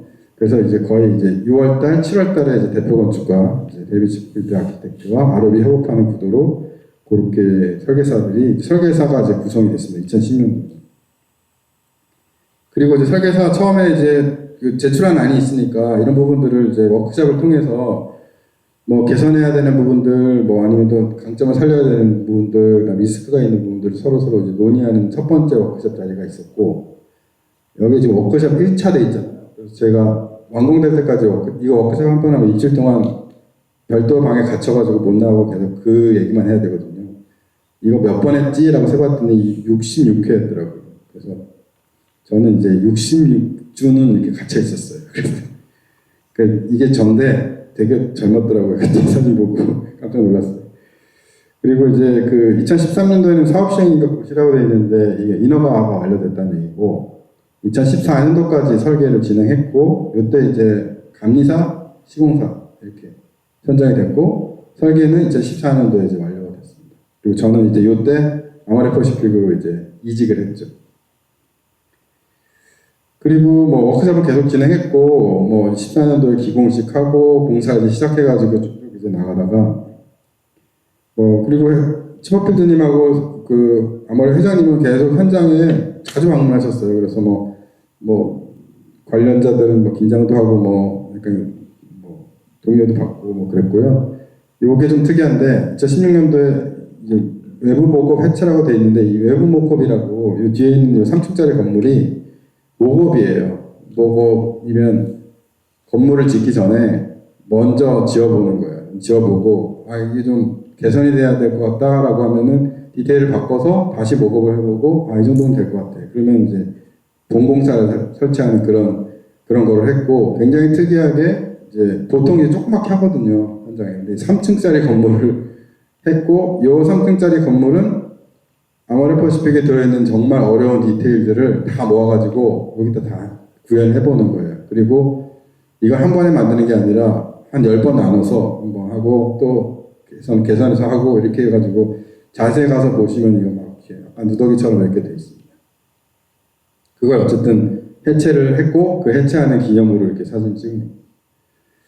그리고 이제 2017년도에 상냥식은 이제 마지막 그 구조 부제가 이제 딱 올라가는 행사고 뭐 전통적으로 이제 사실 의미 있는 행사라서 저희도 상냥식 이제 거행했고 그다음 완공되기 전에 막 임직원들은 계속 현장 투어들도 진행하고 뭐 워크숍 진행하고 그렇게 좀 진행했고요. 그리고 2017년도 말에 이제 사업 준공 인가가 나서 이제 들어와서 살아도 된다 이 허가가 받았고 17년도 12월 달에는 이제 거기 아트리움이 하나 있어요. 거기 중간에 이제 틀이 크게 만들어 놓고 임직원들을 이렇게 다 모아놓고 큰 행사를 한번 진행했고요. 그 다음에 요거 한 6개월 정도 지난 다음에 좀 더 이제 보완하고 준비를 해서 본사 준공식을 진행을 했고 그해 한 10월 달에는 한국건축문화재 대상을 저희 해안 대표님 민세환님과 데리시 포필드님이 같이 수상하는 그런 영예를 안았습니다. 치퍼필드는 뭐 요즘에 유명해져서 제가 궁금해서 챗GPT로 한번 쳐봤더니 이렇게 나오더라고요. 이렇게 이 사람 아냐 그랬더니 쭉 이렇게 11번까지 나와가지고 뭐 상탄 것도 이렇게 나오더라고요. 그래서 유명한 사람이구나 이렇게 됐고 그때 이제 현상 설계를 할 때 국제 지명 현상이었고 참여작들에 대해서 간단히 소개드리면 뭐 여기는 아마 모르실 거예요. 뭐 카를로스, 뭐 바운슬라고, 델루가 마이스는 요즘에 뭐 아마 아실 것 같고, 델루가 마이스. 그 다음에 세 번째는 메스 스터디스라고 조민석 일본은 아실 것 같고, 그 다음에 뭐 사우브루스 후튼도 아마도 이제 베를린에 이제 아마 교수님은 아실 것 같고, 학생들은 좀 아무튼 이렇게 근데 어떻게 보면 굉장히 이제 그 당시에 데이비드 포필드도 마찬가지지만 이 누구를 지명할지에 대한 기준이 있었어요. 그게 뭐냐면 그 당시는 그렇게 유명하지 않다. 1번. 2번은 너무 상업적인 건축가는 싫어서 난 미국은 배제하고 싶다. 미국 건축가들. 그다음에 이제 세 번째는 앞으로 10년 후에는 프리츠커 상을 탈 만한 사람 중에서 뽑고 싶다. 그렇게 해서 이제 이렇게 5팀이 경쟁을 하게 됐고, 사실은 그게 정확하게 적중이 됐죠. 프리츠커 상 탔으니까. 그리고 이제 당선안을 좀 보시면, 사실 좀 요건 간단하게 질문 드릴 게 있는데, 이런 안과 이 안이 가장 큰 차이가 뭘까요? 딱 봐서 모르시겠죠? 이거는 일단 동이 뭐 2개도 있고 3개도 있고 4개도 있고 하나짜리도 있는데, 일단 전체적으로 다 높아요. 타워예요. 이거는 이거 주사위 뭐 이렇게 안 높네 뭐 이런 거라서 거기가 제일 큰 차이가 있고요. 그게 이제 설명을 좀 들어보면, 지금은 아직도 이제 여기가 영상국제업무지구라서 굉장히 이제 슈퍼타워들 해가지고 막 시끄럽게 막 도시계획을 하고 있던 그런 대지고, 나머지 땅들도 다 이제 150m 이상은 타워예요. 그리고 요 앞땅은 개발 계획이 없고, 그래서 그 다음에 뒤에는 미군 부대거든요. 미군 부대 이제 들어가는데 입구이자 이런 도시계획 되고 있는 이런 타워들, 여기 있는 타워들하고 대적할 수 있는 것이 뭐가 될까? 그리고 아모레퍼시픽의 기업의 어떤 아이덴티티를 저런 원오브 타워가 되기 싫다라는 그런 생각으로 이런 그 높이는 낮지만 넓고 소통이 가능하고 이런 프로젝트를 제안하게 됐다. 이렇게 설명을 좀 하더라고요. 그래서 이제 이건 사실 데이비드 시필드가 만들어 놓은 이런 스터디 모형인데, 이분들도 이제 사실 마찬가지로 타워 형태들도 많이 스터디를 했었어요. 결국에는 마지막에 있는 이런 낮지만 소통이 강조된 이런 박스 형태로 제안했고, 여기는 아까 사이트에 대한 부분은 아까 설명드렸으니까 넘어가겠습니다. 그래서 이제 특히 이제 보시면은 시작은 이제 박스, 아이덴티티 박스고, 두 번째는 중정. 이 중정은 처음에 이제 당선되고 나서 한국에 이제 오셔서 이제 우리 이제 경복궁이든 이제 옛 궁들을 보시고, 아, 마당이 되게 좋다 뭐 이렇게 말씀하셔서 이 건물에 좀 스케일은 다르지만 마당을 줬으면 좋겠다라는 아이디어가 하나 있었고요. 그리고 그게 좀 확장돼서 땅만 있는 게 아니고 좀 여기저기 이제 옥상 정원 같은 큰 마당이 있었으면 좋겠다, 이렇게 해서 그런 아이디어들이 있었고, 1층은 좀 전체적으로 다 띄어서 가로의 연장이 됐으면 좋겠다, 가로와 광장의 연장이 됐으면 좋겠다, 이런 아이디어들이 있었습니다. 그리고 그 광장에는 뭐 동서남북 다 들어올 수 있게 그랬으면 좋겠다, 그런 내용이 있고요. 그리고 그 수직 이동은 4개의 코어를 두어서 편안하게 접근할 수 있게 했으면 좋겠다. 그래서 이제 만들어진 다이어그램이에요. 그래서 밑에 부분들은 대부분 이제 그 복지 시설들, 아까 설명드렸던 복지 지원 시설들이 몰려 있고, 위에는 사무실 이렇게 돼 있습니다. 그리고 중간 중간에 이제 큰 오프닝들은 이제 그 옥상 정원 이렇게 되어 있고요. 그 다음에 이제 환경적인 측면에서는 건물을 딱 동서남북에 이제 정 90도로 놓지 않았기 때문에 어느 정도는 다 태양에 약간 비스듬하게 이제 바라보고 있어서, 이런 차원에서는 좀 친환경적인 거고, 그 다음에 이제 바람이라든지 뭐 뷰라든지 도로 소음이라든지 이런 것들을 고려해서 오프닝의 위치나 이런 것들을 고려했다, 이렇게 말하고 있고, 외피는 아까 이제 친환경 외피, 그래서 직사광선은 차단하고 뷰는 열어주고, 그 다음에 건물의 아이덴티티도 만들어가는 그런 외피 구성을 생각을 했습니다. 그리고 이제 외피 이외에도 천장에는 태양광 판넬이 있고 밑에는 지열 파이프가 있고 등등 해서 모든 친환경적인 아이템들이 결집되어 있는 그런 프로젝트입니다. 이건 아까 설명드렸고요. 그리고 이제 그 좀 특이한 장치들이 있는데, 그 환기창이라고 해서 공간은 없는데 천장 위하고 바닥 밑에서 열리는 창이 있어요. 열리는지 모르는데 그게 열리면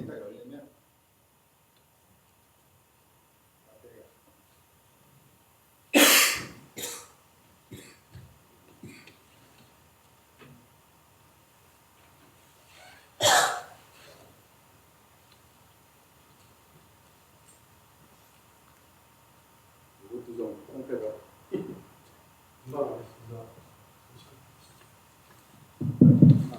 괜찮아요. 네. 열리면은 간절기 때는 이제 바람들이 솔솔 들어와서 이렇게 벤틸레이션이 잘 돼가지고 냉난방기계 굳이 안 틀어도 될 정도로 아주 쾌적한 환경들을 제공을 하더라고요. 그래서 이런 부분들도 굉장히 실질적인 친환경적인 어떤 아이템들이고요. 그래서 이제 이렇게 구성이 돼 있는데 사실은 이제 학생들 때는 뭐 이렇게 하면 되지 뭐 그런데 실무하시는 분들은 깜짝깜짝 놀라는 부분들이 있는 게 이게 지금 몇 미터지? 뭐 40m 되거든요. 위에 한 25m. 근데 밑에 기둥이 없어. 뭐 이런 것들 되게 놀라하세요. 이게 사실은 밑에 기둥 없이 이렇게 지탱하고 있는 건데 이거에 대한 어떤 엔지니어링적인 그런 해법들은 이 위에서 다 매달고 있는 거예요. 다리처럼 행인 구조라고 해서 위에 트러스들을 다 이렇게 설치를 해놓고 그 트러스에서 해당되는 그런 그 구조 슬래브들을 매달고 있는 그런 형태입니다. 그런 비밀들이 숨어져 있고 그래서 제일 위에는 제일 많이 이게 11개층 이렇게 매달고 있는 거거든요. 그래서 2개층짜리 메가 트러스가 있고 그 다음에 이거는 뭐 6개층이잖아요. 미니 트러스 그 다음에 한 개만 하는 미니 트러스 이렇게 구분을 해가지고 설계에도 반영을 했고 공사 반영해서 이렇게 진행했습니다. 그 다음에 이제 커튼으로 좀 더 부연 설명드리면 이게 되게 재미있는 부분들이 있는데요. 요 1976년짜리가 이제 그 옛날 사업 그리고 요건 연도를 정확하게 몰라서 X라고 했는데 요거는 레노베이션 한 거. 그 다음에 2013년도 요거는 목업인데 약간 프리목업이에요. 그래서 이 세 개가 같이 병치되어 있는 재밌는 그림들이 있고 이 밑에 있던 이분들은 이제 사장님, 뭐 본부장님, 뭐 이렇게 팀장님이 있는데 이분들이 생각들이 다 좀 달랐어요. 대부분 다 부정적인. 저거 날라간다. 저거 뭐 귀신 소리 나고 그리고 뭐 돈 낭비. 그다음 안에서 보면 다 뷰가 가릴 거라는 것들이 설계 단계 때 굉장히 이제 지배적인 의견들이었고 요거를 이제 여기는 안 계시는데 뒤에 계시는 한 분이 요거 회장님 보여드리고 이거 안 좋으니까 떼자 그런 목적으로 만든 거예요. 그런데 딱 만들어 놓고 실제로 여기 안에서 보면은 바깥을 볼 수가 있거든요. 안에 내부에 들어가서 봐도 그렇고 바깥에서 봐도 그렇고 생각보다 괜찮았어요. 가장 좋았던 거는 이 루버가 면에 딱 붙어 있는 게 아니라 이렇게 떨어져 있으니까 답답한 게 좀 덜 하더라고요. 그리고 뷰는 뭐 그래도 조금 가리긴 하는데 대신 블라인드를 안 쳐도 되겠더라고요. 여기 앞에 있으니까. 그러면 보통 사무실도 다 블라인드 내려놓고 있거든요. 그래서 그럼 이건 실질적으로 뷰도 즐길 수 있고 햇빛도 막을 수 있고 정말 좋은 게 아니냐라고 해서 이거 정말 좋다 하자라고 이제 결정이 났고 그때부터 이제 우리 해양건축도 그렇고 뭐 굉장히 이제 큰 숙제가 있었어요. 왜냐하면 당시에 이렇게 설치된 사례가 없었거든요. 국내에서는. 왜냐하면 이제 뭐 충분하게 엔지니어링이 안 됐기 때문에 그래서 이제 저희가 굉장히 스터디들을 많이 진행을 했는데 이제 이런 풍동실험은 이제 많이 설계 때 해요. 이게 400분의 1짜리 풍동실험인데 이제 이 실험실에다가 이제 모형을 만들어 바람을 세게 불거든요. 그러면 이제 기류가 어떻게 흘러나가는지, 풍압이 얼마나 되는지 이런 것들을 통해서 설계의 기준 풍압들을 결정을 하는데 여기까지는 이제 이미 했고 근데 하고 나니까 좀 불안한 거예요. 그래서 다음 단계로는 요거는 이제 설계 거의 다 끝나고 공사 단계 때 이제 한 실험인데 모형을 크게 만들어야 된다. 이거 진짜 떨어지면 큰일 난다. 이렇게 해가지고 이걸 할 수 있는 실험실을 찾았고 그래서 이제 그때 당시에는 딱 3개 이탈리아에 하나, 캐나다 하나, 중국 하나 3개만 가능하다. 이렇게 해서 이탈리아 이제 폴리미 대학교를 섭외를 해서 밀라노에 있는 거기랑 같이 협업을 해가면서 이 사람끼리의 이제 1대 70짜리 모형을 만들었고 이 모형을 실험을 하면서 정말 문제가 있다라는 부분들을 발견했습니다. 그래서 코너 부분이라든지 이런 부분들을 면밀하게 더 봐야 된다. 이렇게 해서 더 크게 만들었어요. 1대4. 그래서 다시 또 실험을 해봤고 그래도 불확실해서 1대1짜리 목업을 일부 만들어서 이제 그 실험을 했고요. 결국에는 이제 지금 아마 현장에 직접 가보시면 약간 돌기들이 있거든요. 핀에 오돌도돌 이렇게 나와 있어요. 그게 장식이 아니라 이 풍압이 너무 세서 이걸 당기는 힘 때문에 구조적으로 문제가 있고 진동에 큰 문제가 있다라고 해서 우리가 그 돌기들을 만들어서 바람을 이제 분산시키는 거예요. 그래서 뭐 사례를 보면 이제 골프장 보면 이렇게 오목오목 들어가 있잖아요. 이 멀리 가도록 바람의 저항을 줄이도록 할 수 있는 그런 디테일들인데 그런 유의 디테일들이 엔지니어링 돼서 여기에 적용이 되어 있습니다.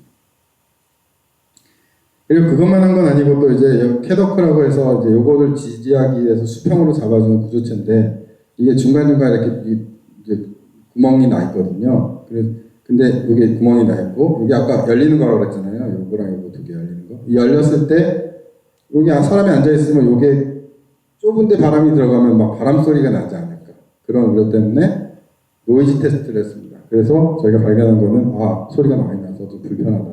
간격을 넓히자. 그래서 간격을 넓히는 그런 적용을 했고요. 그리고 이건 비주얼적으로 어떻게 보일지 아까 목업 설명드려서 목업도 해놓고 여기다 조명도 달아보고 뭐 안에 전시도 하고 다목적으로 했습니다.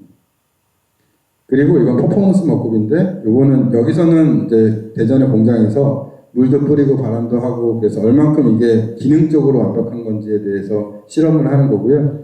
여기 앞에 여기 달려있는 게 이제 그 바람 프로펠러고 이걸 앞에다 대고 뭐 30m/s로 이제 바람을 태풍 환경을 만든 다음에 이제 여기도 틀고요.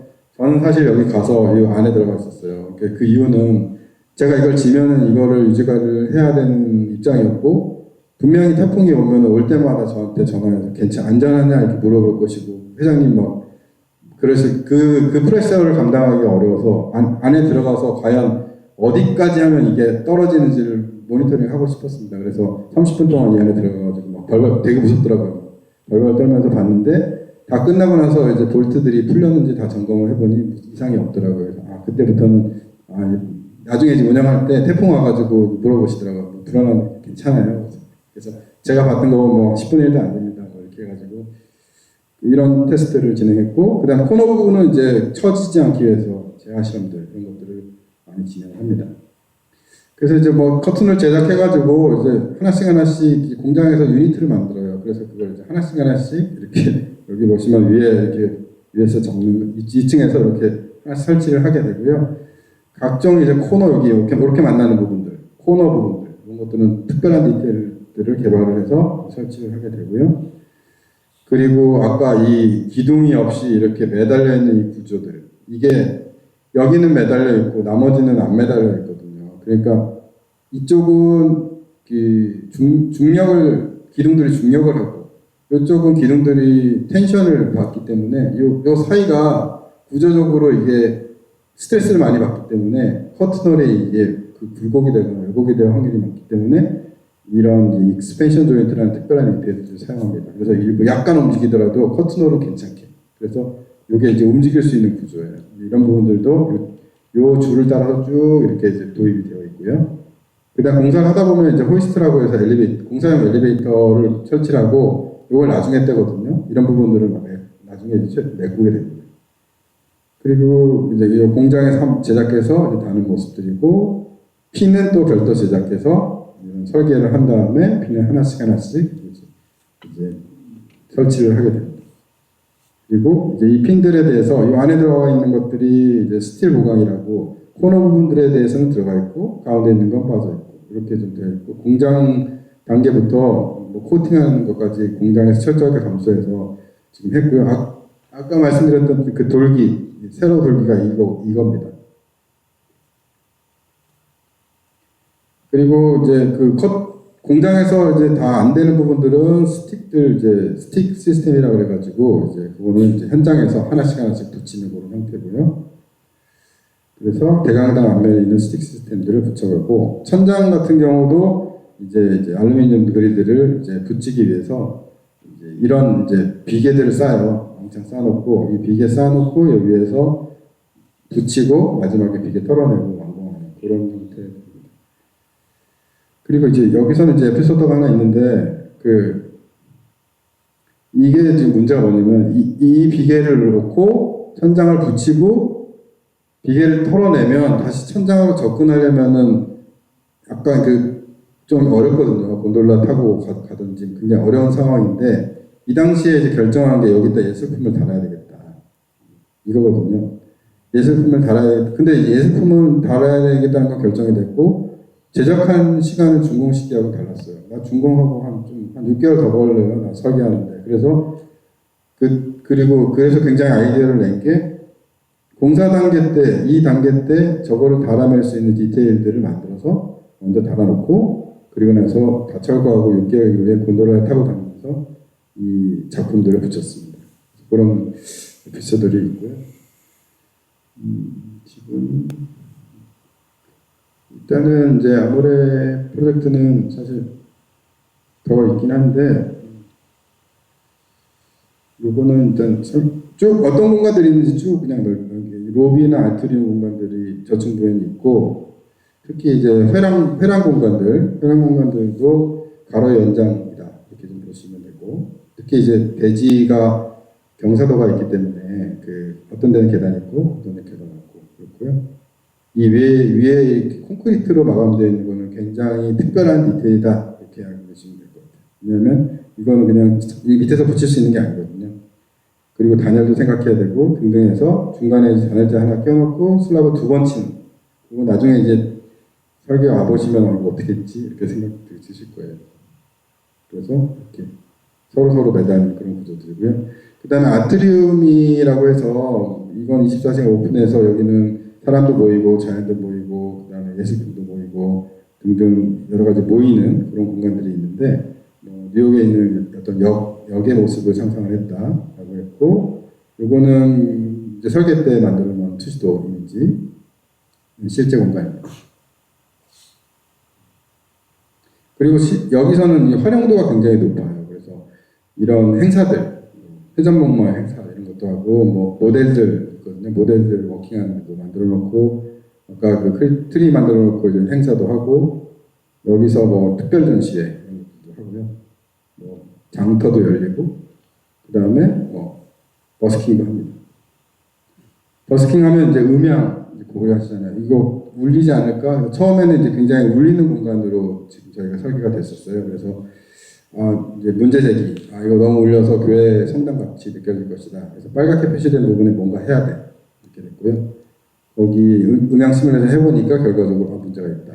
찬양 시간이 너무 길어서 울린다. 이렇게 됐고. 그래서 각각의 이제 아까 빨갛게 된 부분에 흡음 재료를 넣는데 이 흡음 재료 속에다가 기능적인 어떤 소방 스프링클러라든지 기계적인 디퓨저라든지 이런 것들을 다 숨겼어요. 그래서 그냥 언뜻 보면 다들 숨어있는 느낌들이 듭니다.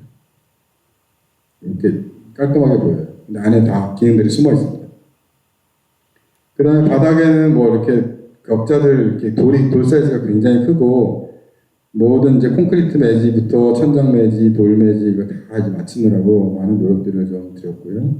돌은 너무 커가지고 이분이 이제 자기가 가지고 있는 자구가 길다. 그래서 어떻게 재야 되지 뭐 이렇게 난감해하는 그런 상황입니다. 그리고 이제 지하층은 이제 지하철이랑 이제 연결돼요. 세 군데가 두 군데가 지하철 연결돼 있고 한 군데는 이제 네이버로 연결되어 있고요. 많은 상업시설도 들어가 있고 각각 연결 포인트들은 여기는 이제 치코필드가 한 건 아니에요. 이거는 국내 이제 지금 STPMJ라고 이제 이승택 인미장 부부건축가 하는 쪽에 기회를 줬고 그쪽에서 만들어 놓은 터널입니다. 터널 디자인입니다. 그 다음 미술관이 있어요 안에. 그래서 많은 이제 특히 기업이기 때문에 소장품들 많잖아요. 소장품들을 포함하는 수장고나 그걸 전시하는 미술관들 이런 것들이 있습니다. 계획할 때 로비부터 전시를 어떻게 하고 그다음에 어떻게 이동하고 그런 것들을 면밀하게 검토한 다음에 설계에 반영하게 되고요. 1층은 이제 상시적으로 이제 예술품들 놓고 아무 데나 와서 볼 수 있도록 그렇게 계획을 하고 있습니다. 밑에는 이제 전시장들 이렇게 있습니다. 그 다음에 1층에 이제 굉장히 특이한 부분 중에 하나는 여기가 1층인데 오른쪽이 미술관, 여기 위에 있는 게 요게 전시장, 요게 도서관, 약간 오솔로 꽃집 몇 개 있긴 한데 이 넓은 1층에 좋은 땅에 대부분 다 퍼블릭 기능이에요. 그게 이제 누가 시켜서 그런 게 아니라 이제 회장님이 미래 고객과 소통하고 싶은 장소를 만들고 싶다. 그리고 여기 사람들 국적이려면 여기 너무 장사만 하면 안 돼. 이렇게 돼가지고 자진해가지고 이제 만들어 놓은 공간들이고요. 도서관 같은 경우는 층고가 높으니까 안에다가 이렇게 가구 같은 이렇게 뭐 책을 진열해 놓을 수 있는 이런 그 가구 겸 뭐 건축이죠. 이런 것들을 이제 집어넣게 됐고요. 또 이제 앞에 있는 전시장으로 쓰는 여기는 항상 비어 있고 이것도 기획전처럼 전시를 하고 첫 번째 전시는 아모레퍼시픽 건축가들 이렇게 해가지고 치퍼필드뿐만 아니라 아모레가 가지고 있는 지역 사업부들이라든지 여러 가지 뭐 참여했던 건축가들, 뭐 조경가들 초빙해서 전시회를 할 수 있도록 그렇게 자리를 마련해 드렸고 여기는 이제 조미석 대표가 있습니다. 데이비 치퍼필드 여기는 이제 배영민 교수님, 전향선 대표님들 이렇게 있습니다. 그다음 대강당이 있고 대강당은 여기 굉장히 특징적인 대강당은 뭐 가로로 넓어서 못 쫀다는 거 말씀드렸고 또 하나는 이 뒤가 열려요. 그래서 강의에 따라서 열렸다 닫혔다 합니다. 그래서 연출로 사용할 수 있고 공사 때는 이렇고 그래서 보시면은 이거는 열리면 이렇게 되고 닫히면 이렇게 그 다음에 커튼 하나 걷으면 이렇게 다목적으로 사용할 수가 있습니다. 그래서 이제 여기 앉아 계신 분이 유키 고라모토 피아노 연주인데 아무 데서나 연주 안 하시기로 유명하신 분입니다. 여기 딱 와보시고 여기서 하겠다라고 결정하셨습니다.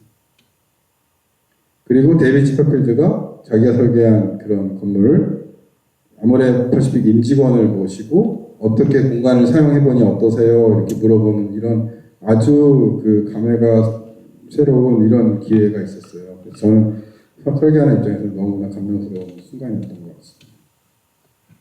그리고 준공식 때 이렇게 되어 있고 회의실은 아까 뭐 여러 가지 있다 좀 넘길게요.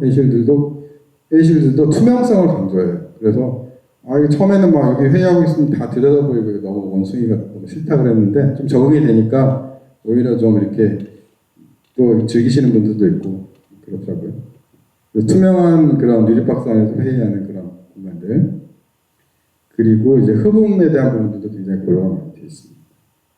어린이집 아까 말씀드렸고 경쟁 굉장히 치열하고요. 여기는 좀 어린이들이 그 익숙한 안전하고 친환경적인 그런 제도들 위주로 계획되어 있습니다.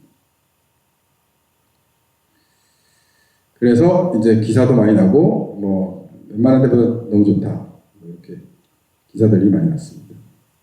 직원식당 같은 경우는 이제 직원식당에서 5층이 직원식당인데 그 앞에 물이 있어요. 그래서 물이 있는 직원식당이 있어서 식사하고 밖에 나와서 이렇게 좀 즐길 수 있는 그런 공간들이 제공이 되고 이 앞은 피트니스 이렇게 직원 복지 시설들이 모이는 층입니다. 그래서 식당들 770석 정도 됩니다. 카페도 있고 사무실은 뭐 일반적으로 디귿자 평면이 되어 있어서 디귿자 해놓고 5개 쌓고 방향 돌려가지고 5개 쌓고 뭐 이런 식으로 해가지고 오프닝이 자동적으로 생기는 그런 아주 심플한 다이어그램에 기반된 평면입니다. 그리고 이제 중간 뭐 색채도 도입을 했고 뭐 가구라든지 뭐 이런 부분들을 했는데 중요한 거는 이게 막으면 안 된다. 그래서 다 낮아요. 가구가 낮고 다 낮고 저 멀리로 저 뒤에까지 다 보일 수 있는 그런 약간 시원한 그런 오픈 플랜이고 여기 옮기면서 그 첫 번째 결정한 게 팀장들 자리 싹 없애고 임원들 다 없애 이렇게 해가지고 다 이렇게 불만들이 많은 상태에서 여기 공간에 집어넣은 그런 경험이 있어요. 뭐 좀 시간 지나니까 잘 쓰시더라고요. 그리고 허브 공간이라고 해서 이제 위아래층 소통을 하기 위한 이제 내부 계단, 피난 계단 말고 내부 계단을 들어서 왔다 갔다 하면서 소통할 수 있도록 그런 환경들을 제공합니다. 여기저기 이렇게 있어요. 가운데 여기 있다, 여기 있다, 여기 있다. 그래서 3개층 묶여있고 4개층 묶여있고 이게 해보니까 이 10개층 쫙 뚫려있는 이런 계단들은 잘 워킹을 안 하더라고요. 왜냐면 그 환경이 너무 안 좋아요. 바람이 확 올라가서 그래서 한 4개층 정도까지는 괜찮은 것 같아요. 그리고 여기 같은 경우는 4개층에 위에 설비로 이렇게 다 바람들을 빼내는 그런 장치들이 있거든요. 그래서 그런 가정하에 한 3개층, 4개층 묶여있는 건 괜찮더라. 사용성도 괜찮더라.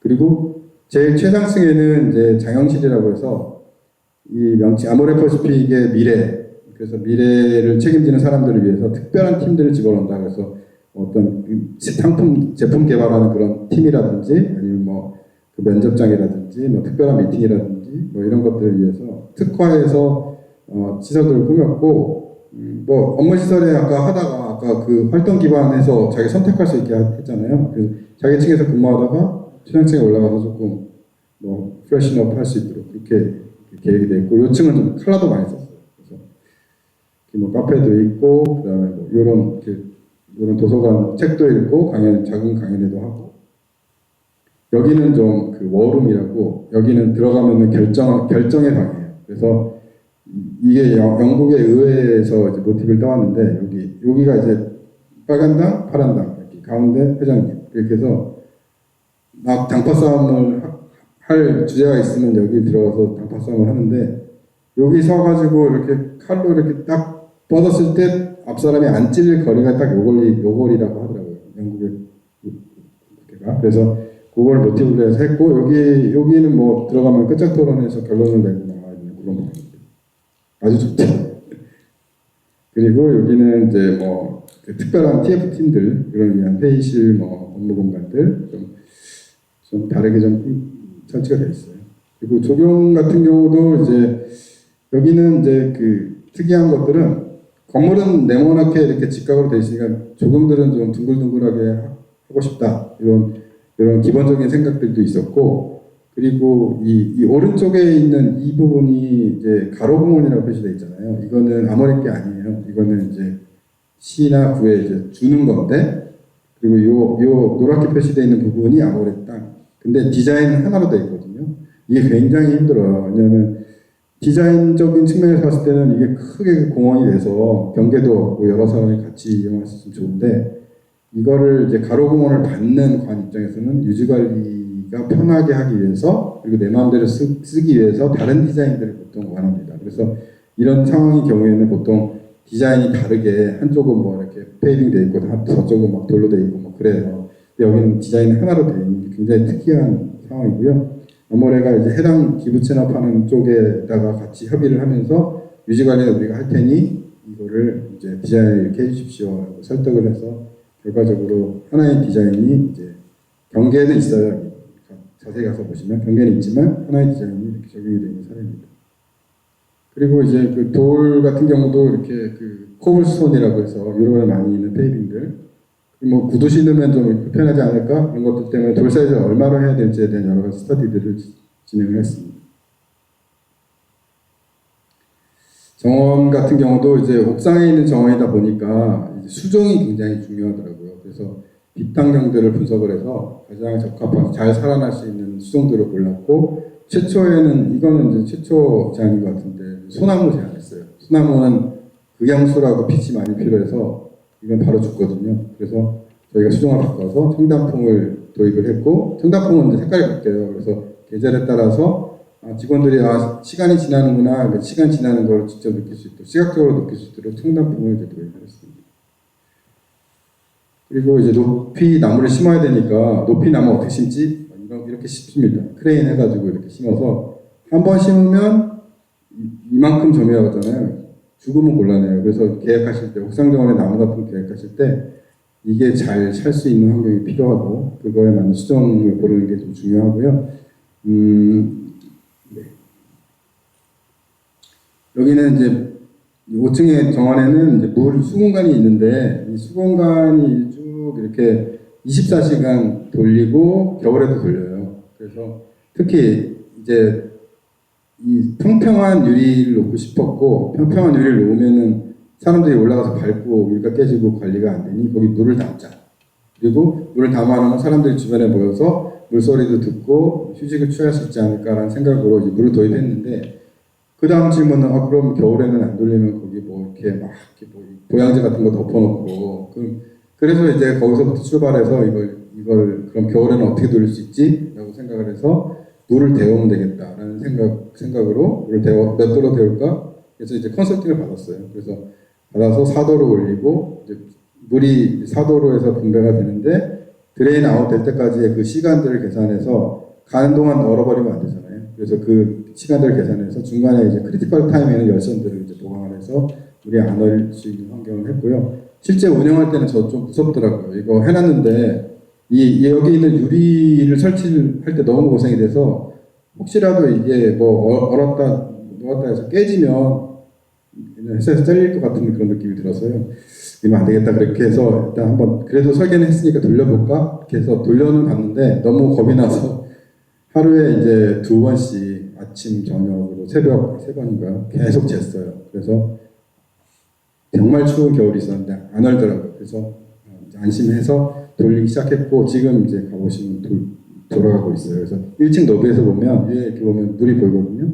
그림자로 해서 이제 물결도 이제 느껴지고 굉장히 좋은 환경이고 2층에서는 물소리나 이런 부분 때문에 너무 좋은 환경을 제공합니다. 그래서 이제 수공란 구성할 때는 뭐 여러 가지 이제 고려해야 될 것들이 있다 말씀드리는 거고요. 그 다음에 이제 공공미술품 설명드리면 공공미술품 같은 경우도 이제 2개의 미술품이 되어 있는데 굉장히 유명하신 올라프 알리아슨이라는 작가, 그래서 한국에서 전시도 하시고 이분은 이제 그 화장품 분 열린 거 같은 그런 형태를 가지고 이제 작품을 제안을 하셨고 여러 가지 이제 코디네이션을 통해서 이제 설치가 될 수 있었습니다. 그 예술품 설치할 때는 항상 보니까 경계가 되게 중요하더라고요. 그래서 패드를 놓고 위에다 작품을 설치하는데 아까도 말씀드렸듯이 그럼 결국 이게 누가 할 것이냐라는 게 문제가 되고 시공을 하는 시공사는 이걸 책임을 안 지려고 해요. 예술품이 워낙에 이제 고가고 이거 잘못 건드렸다가 배보다 배꼽이 크니까 우리 안 할 테니 잘 설계해서 주세요. 그리고 공사는 할게요라는 게 시공사 입장이고 작가의 입장은 우리 거기 상황도 모르고 기초 얼마큼 해야 되는지 모르니까 기초는 좀 해주세요라는 입장이라서 굉장히 저도 이제 난감해서 저희도 이제 중간에 이제 이런 다이어그램들은 이제 다 그려놓고 색깔을 이제 칠해놨잖아요. 파란 건 누가 하고 노란 건 누가 하고 뭐 이렇게 누가 하고 이렇게 다 정해서 줬어요. 이런 이제 코디 작업들은 누군가 해야 된다는 것들을 이제 말씀드리고 싶고 결국에는 이제 그 땅에서 이렇게 만들어가지고 이렇게 딱 세워가지고 설치를 했습니다. 이 앞에 서서 보면은 이제 내가 반사돼서 보이는데 반사된 내가 물에 보이고 또 반사돼서 보이고 그래서 영원한 세계로 들어가는 그런 느낌이고 이 작가하고 이 데이비드 코펠트하고 굉장히 친분이 있으세요. 그래서 같이 대화를 하면서 서로 간에 내가 이런 작품을 하는데 어떻게 생각하느냐 의견도 주고받으면서 설치를 한 사람입니다. 그리고 이 작가는 또 그런 예술 굉장히 어떤 그 크래프트만심이 있어서 다 붙여놓고 어느 날 와서 다 뜯겠다고 하는 거예요. 왜 여기 약간 틈새가 자기가 원하는 그게 아니다. 그래서 돈 드는데 자기가 부담하겠다고 하고 다 뜯어가지고 다시 하더라고요. 그때 놀랐어요. 정말 그냥 유명해지시는 게 아니구나. 그리고 이제 이 천장에 레오 빌라리아라는 작가도 굉장히 유명하신 작가고 한국에서도 전시회를 진행했습니다. 주로 LED 그 작품을 통해서 어떤 작품들을 만들어 나가시는 분인데요. 이것도 LED 칩이 꺼졌다 켜졌다를 반복을 하면서 패턴을 만들어내는데 한번 생성된 패턴은 다시는 반복이 안 되게끔 되어 있습니다. 그래서 나름적으로 의미가 있어요. 내가 본 거는 나만 가지고 있다. 뭐 이런 의미들을 가지고 있습니다. 일단은 나머지 소개는 다 드렸는데 그 시간이 지금 많이 지나서 그렇다고 또 이렇게 너무 또 오래 하면 또 민폐잖아요. 그래서 그 두 번째 프로젝트는 그냥 설명 없이 동영상만 그냥 하나 보여드리고 두 번째, 세 번째는 동영상만 보여드리고 끝내도록 하겠습니다. 이건 서리풀 프로젝트예요. 정보사 부지.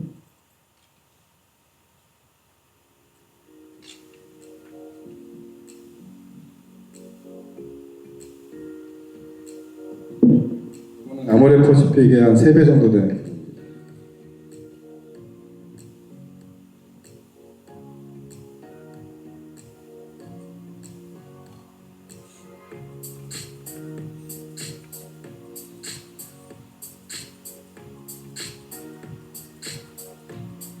건축 PT들 하면 이런 것들 팀내에서 많이 만들게 되고요. 아마 여러분들도 이제 사무실 오시면 열심히 이제 동영상 만드는 작업에 투입될 예정입니다.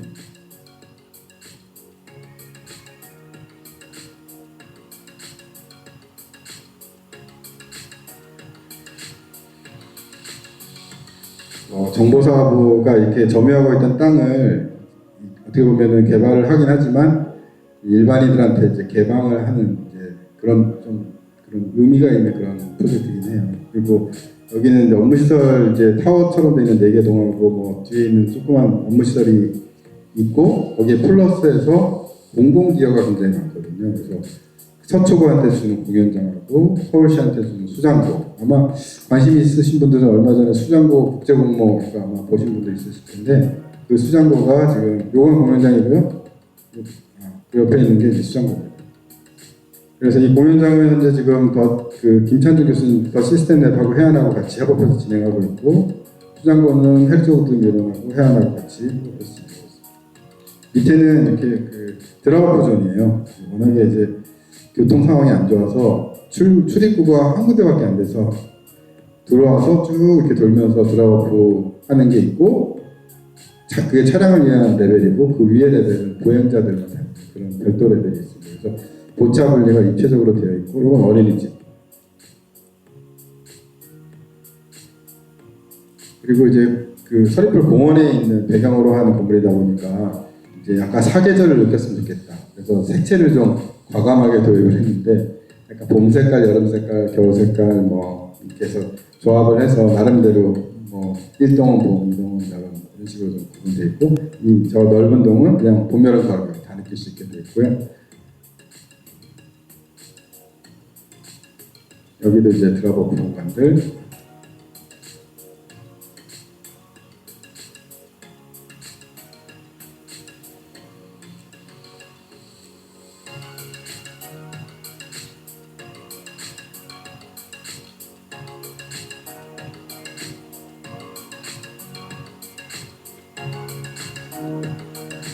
요즘 기술이 발전돼서 잘들 만들더라고요. 저 학교 다닐 때는 이렇게 못했는데. 이거는 이제 서리풀 프로젝트고요.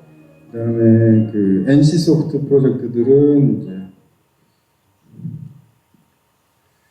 이거는 이제 그 지금 세동인데, 이게 한동도동 세동 굉장히 특이한 게 사업하시는 분하고 그다음에 그 개발하시는 분하고 콘소로 땅을 같이 샀어요. 그래서 그걸 개발하는데 한쪽은 사업으로 쓰시고 나머지 쪽은 임대를 쓰시고, 이렇게 해서 두 개가 결합되는 형태고요. 디테일들이 약간 좀 차이가 있어서 한쪽은 돈을 좀 더 쓰고 덜 쓰고 이런 차이가 있지만, 그 마스터 플랜 배치 개념 상에서는 하나의 컨셉으로 이렇게 풀게 된 아주 특별한 사례입니다. 이것도 뭐 공약은 있는데 지금은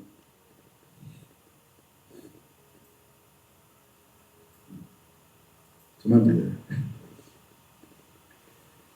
이 프로젝트는 이제 곡면 유리를 사용을 많이 했어요. 그래서 아마 다 지금 시공 선정해서 아마 착공 이제 들어가기 일보 직전인데, 42개월이니까 4년 정도 지나면 이제 그 판교에 이 프로젝트를 보실 테고, 이렇게 볼록볼록한 그런 그 커튼월이 붙어 있어요. 그래서 굉장히 좀 독특한 건물일 걸로 예상하고 있습니다. 그리고 이것도 이제 볼록볼록한 건물이라서 이제 설계 단계 때는 보통 안 하지만 우리가 모급을 했어요. 1대1 모급을 해서 안에서도 봐보고 바깥에서도 봐보고 이렇게 테스트를 했습니다. 이제 말씀은 다 드렸고, 그다음 아모레퍼시픽은 동영상이 있는데 안 보여드리는 이유는, 여기 건축공감 아모레퍼시픽 1편, 2편 있잖아요. 이거 유튜브에 있어요. 그래서 건축공감 아모레퍼시픽을 쳐보시면 1편 보시고, 좀 길어요. 20분짜리. 괜찮으면 2편도 보시면 될 것 같습니다. 일단은 말씀 다 드렸고 간단하게 질의하실 거 있습니다.